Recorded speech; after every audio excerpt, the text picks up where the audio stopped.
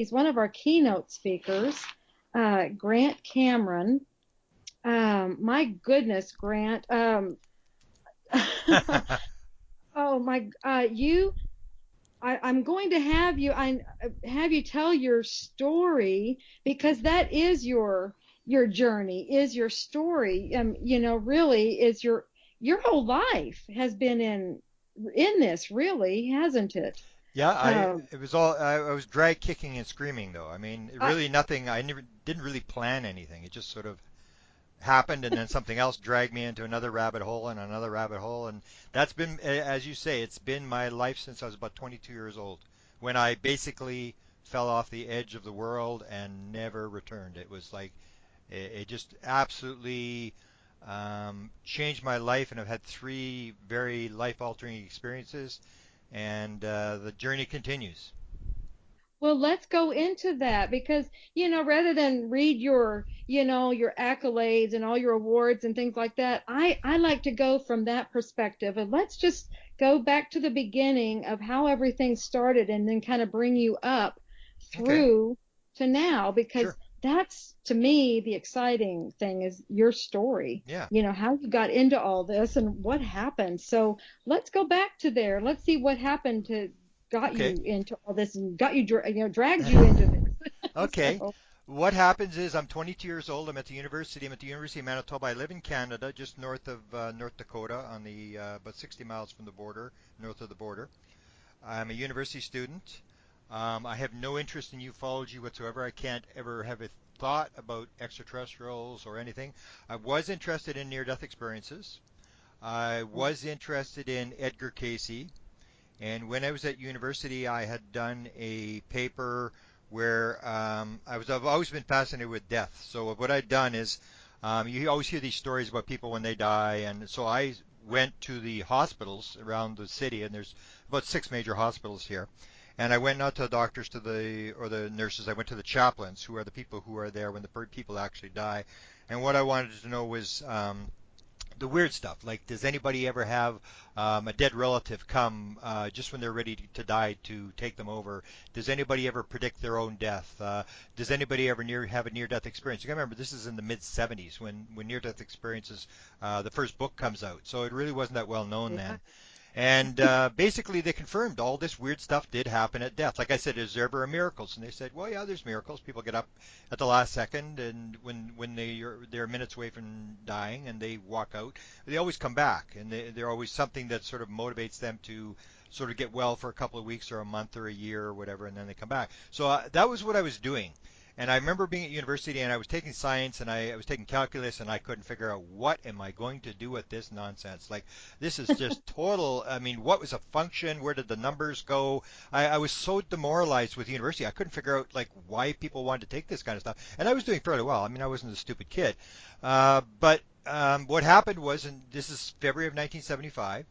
This is just as the Vietnam War is ending. The Vietnam War ends in April, and I think it's tied in. Um, I'm there, and then these UFO sightings start at a town called Carmen, which is about maybe 30 miles north of the border. And it's on the news. It's a big story. I live in a major city, 700,000 people, but this is about 35 miles outside the city towards the border. And really didn't have interest, but I saw these stories on the newspaper and TV and stuff like that. And I said to my friend, I said, we drive around the city, we don't really do anything. Instead of driving around the city and doing nothing, why don't we go out and see what everybody's looking at? And he said, okay, we'll do that. And we never did do it. And what happened was in May of 1975, 3 months later, the local TV crew here actually caught this thing jumping off the ground. 30 years later, I actually think that this thing was all planned to get me out because I would never have gone out. It, if it hadn't been caught on the ground, jumping off the ground by this TV crew, and then it was big news in the city. And I said to my friend, "Come on, let's go see what they're looking at." And the way I always describe it is, it's like you buy the the Powerball ticket, and you know there's a chance you can win, but you know you're not going to win. And I said, Mhm. okay, we're going to go out there. Everybody else, because there was people from the city. There was piles of people out there. With the second night I was out there, there was 27 people on this side road in the middle of nowhere, just like people gathering in big piles all over the place. And everybody wanted to see this thing because it kept flying around there. So we went out and we drove into town, out of the town, in the town, out of the town, and this went on for an hour. And we're looking at, trying to see what is everybody looking at. And we're looking up at stars and planets, and I have no interest in any of this kind of stuff, and I don't know what. And we're going, well, whatever they're looking at, it's not very impressive. And my friend says, we'll drive back in town one more time. We don't see anything. We're going home. I said, fine with me. This is about midnight. Fine with me. This is a total waste of time. And as we turned around to go back in this town, we're about a mile out of the town, we turned and it appeared from the left to the right. It was down low, it was about a couple hundred feet off the ground. It was not a light in the sky, it was an object. And I always describe to people when it comes to paranormal phenomena or something, there's knowing and believing. If you have not seen anything, you can either believe or disbelieve. But it is only when you see it that you know. And nobody in the car said, is that what they're looking at? I wonder if that's what they're looking at. It just everybody went, there it is. Everybody suddenly knew, and it was like pandemonium in the car, yelling and screaming as this thing came right in front of the car. It flew right across the road in front of the car. And I remember it was going behind these set of school buses that were being stored outside the town. And so I was getting out of the car. The car was still moving, and I was getting out of the car because I wanted to run through the ditch and across this parking lot because I knew it was going to get in behind these school buses, and I wouldn't be able to see it anymore. And I got there and I just watched this thing just sort of. It looked like it was alive. It was like it was red. It was pulsing. It was like a plasma object, so you couldn't see what the actual object was, but it was this bright, brilliant, pulsing red object. And it just slowly flew off into the northeast, and I went, wow. And I went back to the city and I told all my friends, I said, man, this will change your life. You can't believe, you got to come and see this. And I talked a bunch of my friends to come out there. 2 nights later, we went out there and we were on the other side of the town. We were trying to find an airport. There was a small airport there, and the guy who ran the airport was sort of the tour guide. He knew where this thing was coming, and he was taking the TV crews out and stuff like that. So we couldn't find this airport because all the lights were turned off. We happened to be standing right beside it, but all my friends there. And again, the same thing. We're sitting there waiting, and nothing's happening. And I can still remember my friends as they left said, "Oh, Cameron, this is garbage. I mean, we're going home. And I said, no, you got to stay. You got to see this. You will not believe what you see." And they said, no, we're hungry. We're going back to Winnipeg for pizza. And that was it. They all just took off. And there was 28 people there. And when it was finally when it finally came, there was our car, which had about 4 people, 1, 2, 3, 4 people, and then there was a car beside us.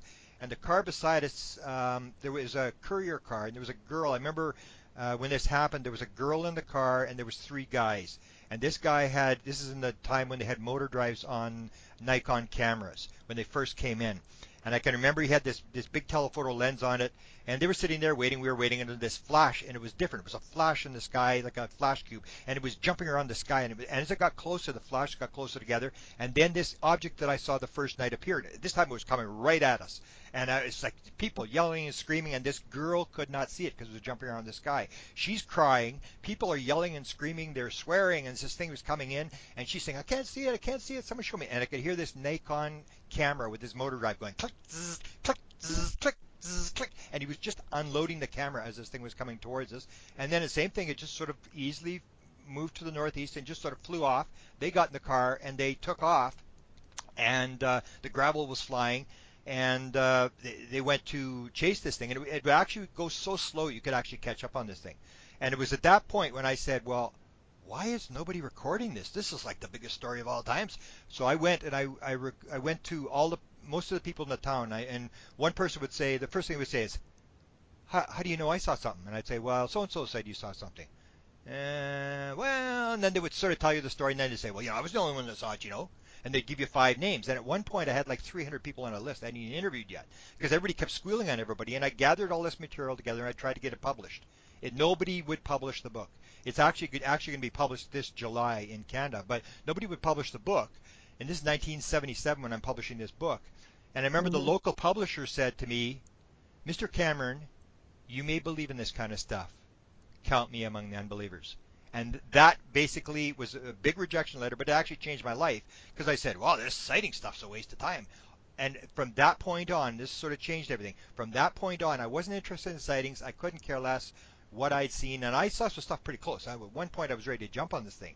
I saw some pretty clear stuff in '75, but I know that I can tell you the story, and you'll listen to it, and it'll be, people are interested in the sighting stuff, but it wasn't what I wanted. All I wanted was, who knows what I saw? There has to be somebody in this world who knows what I saw that first night when it flew in front of the car. And I started this chase. I went to the Canadian government. and because I was told by somebody who actually worked for the Canadian government, they said, well, if you really want to know what's going on, you should study what Wilbur Smith was doing in the 1950s with the Canadian government. And I went and checked that all out, and he was actually talking to aliens. He was a contactee.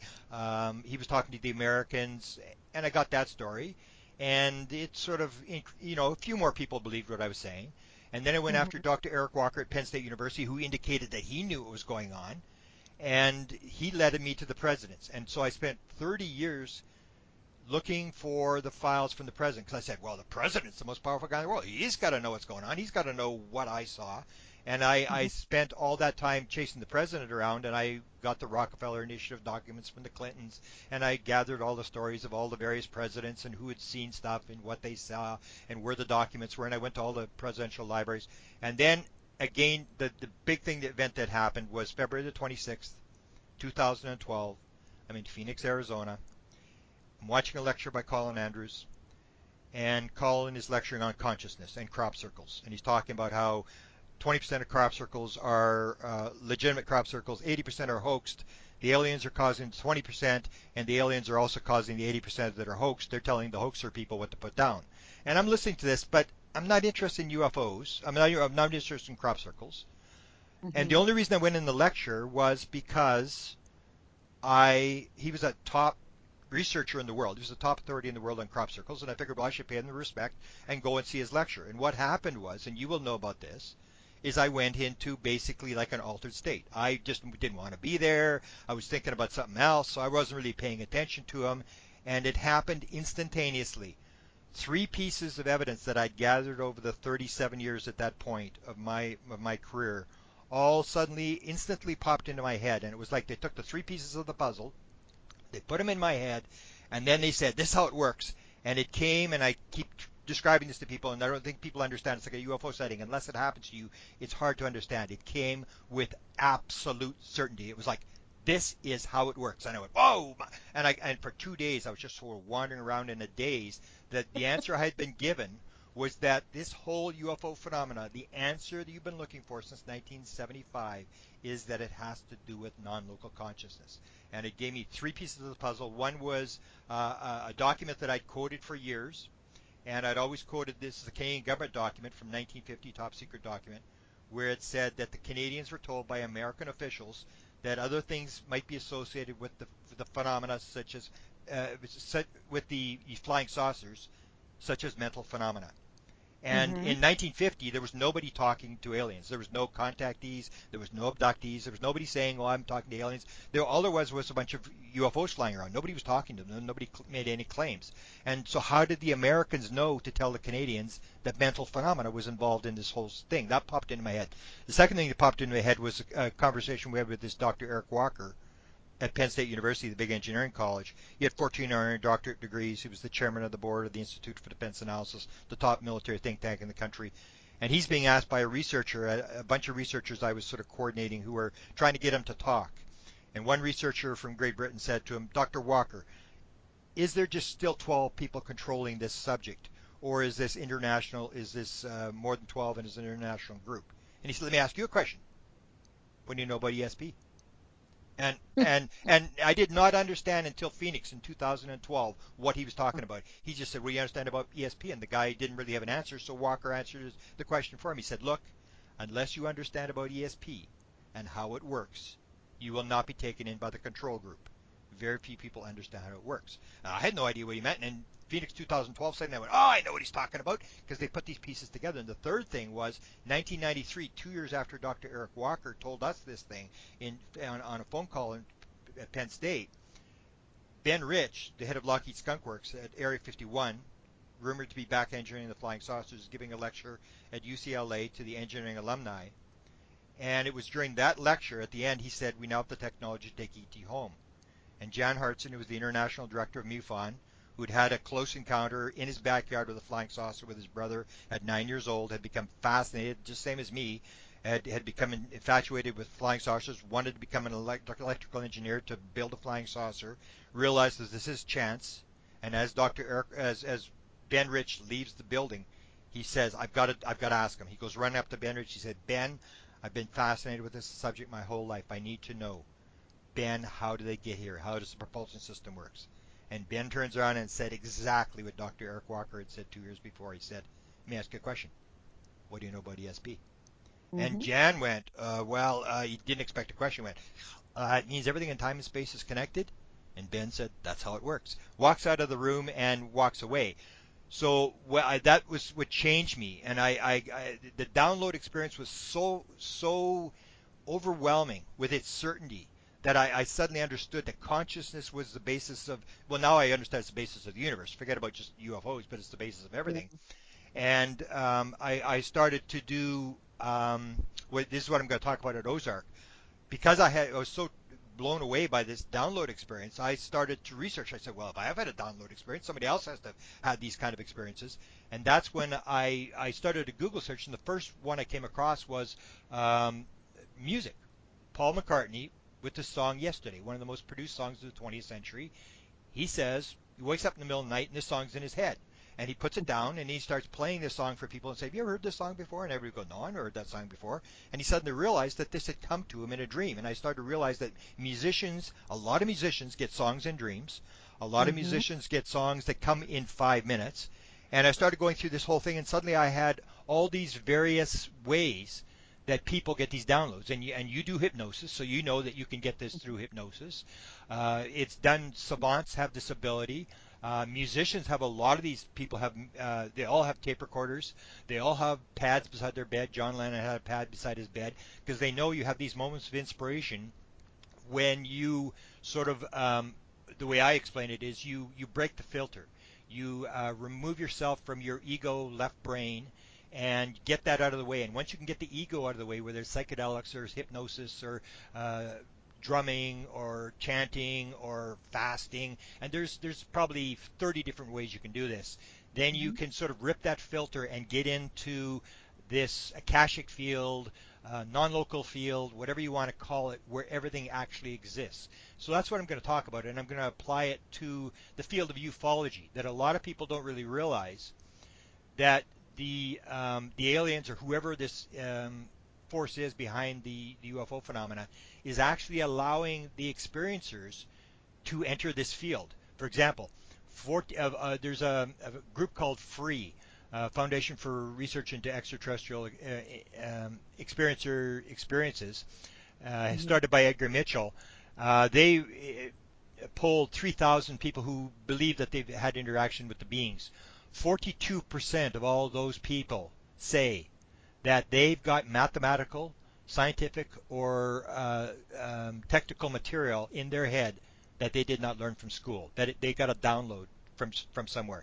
And the other one, which is even more dramatic, and this would go into what you do in terms of hypnosis, Mhm. 40% of all experiencers will state that at one point during their experience, they knew the answer to everything in the universe. And to me, it's like you could ask them, well, how do you know that you didn't know there was something on the far side of the universe that where they didn't tell you about this little thing? And they will all say what I say about my download experience. I really don't know, but I just know that I knew everything at one point in the universe. And that's they're being linked into this non-local field where all the answers are. And so Yeah, to you me, this just is connect. extremely Yeah. important. Mhm. Yeah, you just connect it in. Yeah, It's just yeah. yeah, you're tapping into this field that everything is actually there, Mhm. and musicians will actually say this. Michael Jackson actually said when he was asked about doing Thriller, which sold 64 million albums, the top-selling album of all times, and he was asked about this, where'd the inspiration, how did it work, and he said, I think I'm talking to God. He said, I mean, I'm actually embarrassed to put my name on some of these songs because I'm just described. The song was already there. I just transcribed it into this world. And this is Michael Jackson talking. And you go through musicians, you'll find that some of the top musicians of all times will say exactly the same thing, that these songs came to them, that there was no perspiration whatsoever. It was all inspiration. It was sort of like You Got a Friend by Carole King. And at one point in the 1970s, she was the top selling woman of all times, 25 million albums. She was on the chart for 6 years with this song, You Got a Friend. And she said the same thing. She said, I was sitting at the piano, and she said, and suddenly it was like, it was coming. And she said, I didn't have any paper and I didn't have a tape recorder. Usually musicians have tape recorders to try to Mhm. record when these events happen. She said, and I said, oh my God, I hope I remember this. I hope I remember this. And it was coming the same as J.K. Rowling's when you get into books. J.K. Yeah. Rowling's, who did all 7 books of Harry Potter.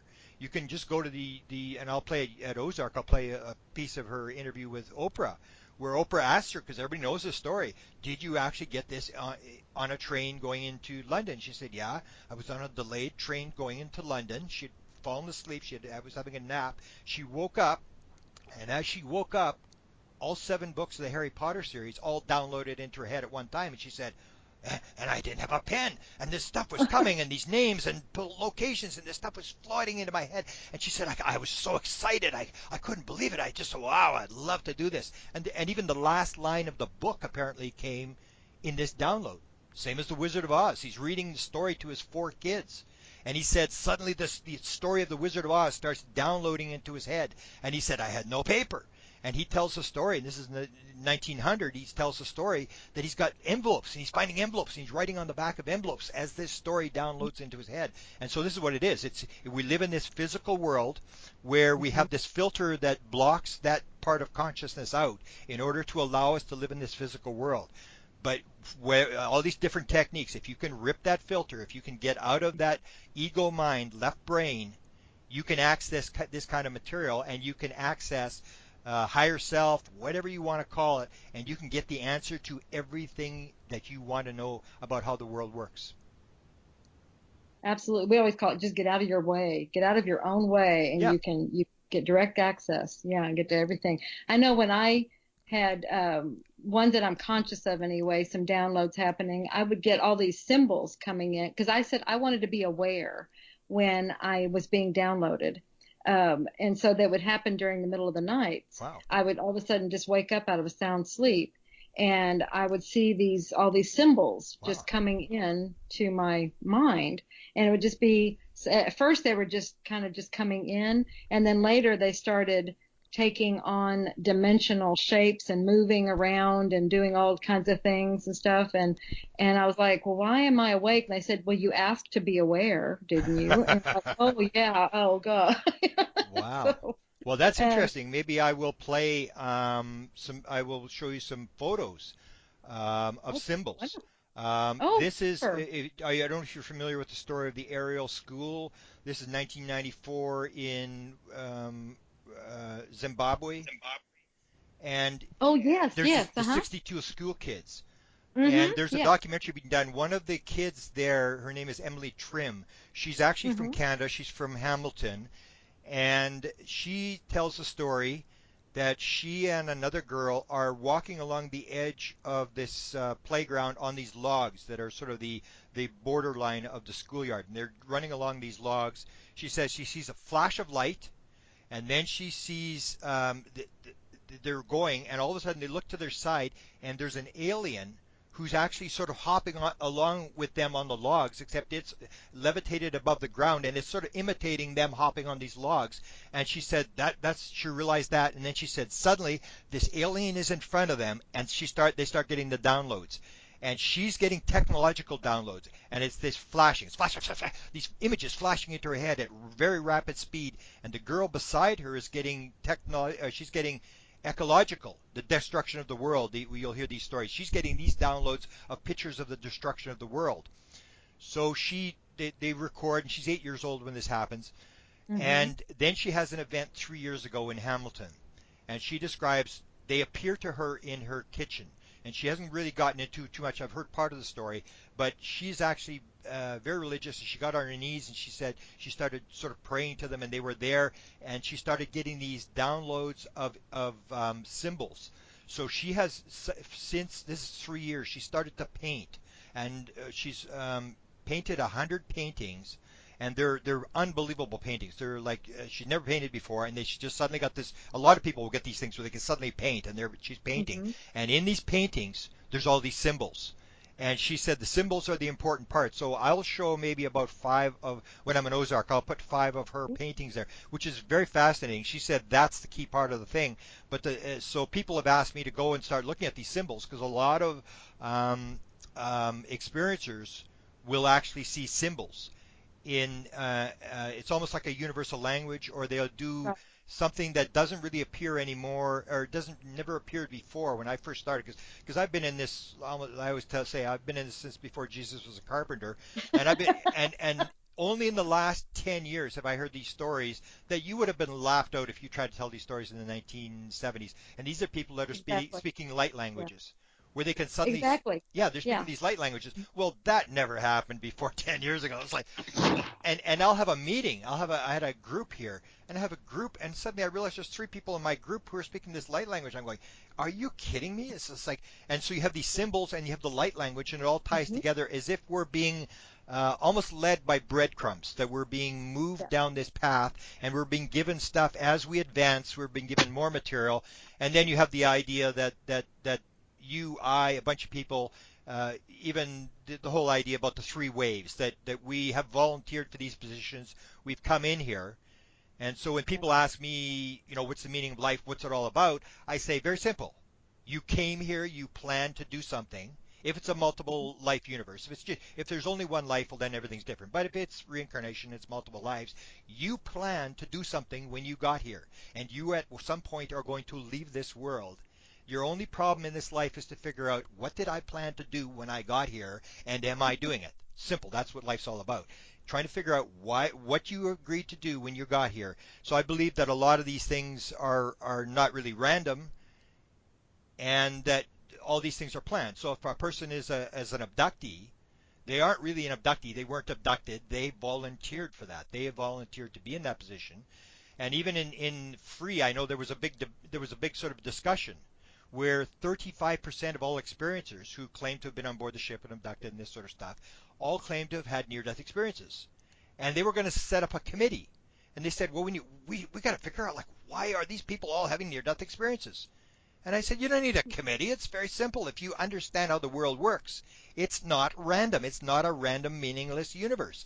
It is planned. So if you came into this world and you planned to be an abductee, and then you planned to have near-death experience to learn something else, well, this was planned. If I can predict that you are going to have a car accident tomorrow and be injured, is that a random event? No, it's, you got to get rid of the random idea that there's two random events. A lot of this stuff is not random events. These are things that we have planned to learn from, to teach other people, to do this play, and that's what it all comes down to. So when I had this download about the consciousness thing, that's when suddenly it was like I describe it. It was like suddenly I had glasses on. I could read the street signs, and suddenly everything started to make sense.